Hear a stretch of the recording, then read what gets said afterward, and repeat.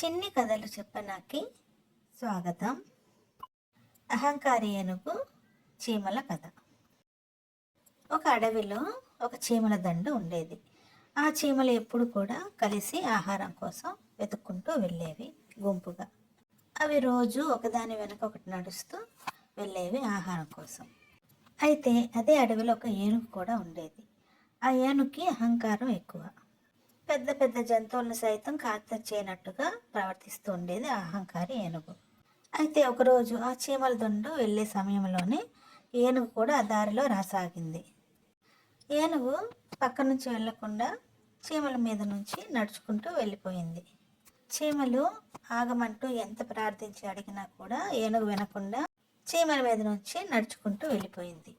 కనీసం చీమల్ని తప్పించుకుంటూ కూడా అడుగు వేయకుండా వెళ్ళడంతో ఏనుగు పాదాల కింద పడి కొన్ని చీమలు చనిపోయాయి. ఏనుగు ఖాతరు చేయకుండా అక్కడి నుంచి వెళ్ళిపోయింది, చీమలు చనిపోవడం కూడా చూసి. తరువాత రోజు కూడా ఏనుగు ఈ చీమలను ఆట పట్టించాలని మళ్ళీ అదే దారి వెంట రాసాగింది ఏనుగు. చీమలు ఏనుగుకి అడ్డుగా నిలబడి ఆగమని చెప్పాయి, తాము వెళ్ళే వరకు ఉండమని.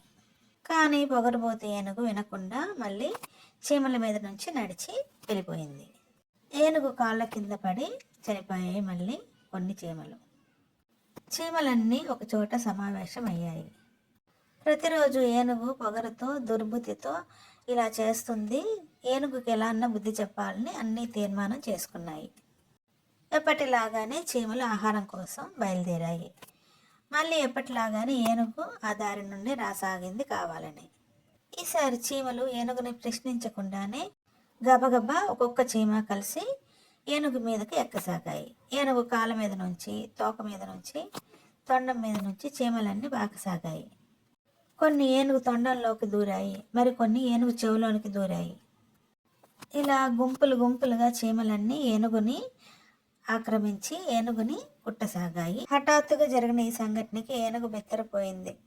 ఏనుగు బాధతో నేల మీద ఒరిగింది. ఏనుగు బాధతో మూలగసాగింది. చీమల్ని బయటకు రమ్మని ప్రాధేయపడసాగింది. ఏనుగు మోకాళ్ళ మీద కూర్చుని చీమలకి బ్రతిమలాడసాగింది, క్షమాపణలు అడిగింది తనను రక్షించమని.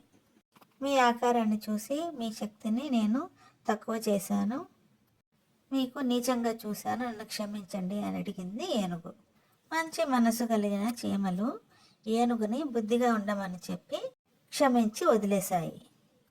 అప్పటి నుంచి ఏనుగు చీమలు ఎప్పుడు కనిపించినా చీమలు వెళ్ళే వరకు ఆగి తర్వాత బుద్ధిగా తన దారిన తను వెళ్ళసాగింది. క్రమశిక్షణతో ఒకే వరుసలో వెళ్తున్న చీమలను చూసి సిగ్గుపడింది ఆ ఏనుగు. చీమలను చూసి ఏనుగు, ఇంత చిన్న ప్రాణులు నాలాంటి పెద్ద ఆకారం ఉన్న ప్రాణికి కూడా బుద్ధి వచ్చేలాగా చేశాయి అని అనుకుంది. ఎంత చిన్న వాళ్ళైనా ఐక్యత ఉంటే ఎంత పెద్దవాళ్ళైనా ఓడించవచ్చు కదా. ఇలాంటి చిన్ని కథల కోసం do like, share and subscribe my channel చిన్ని కథలు చెప్పనా.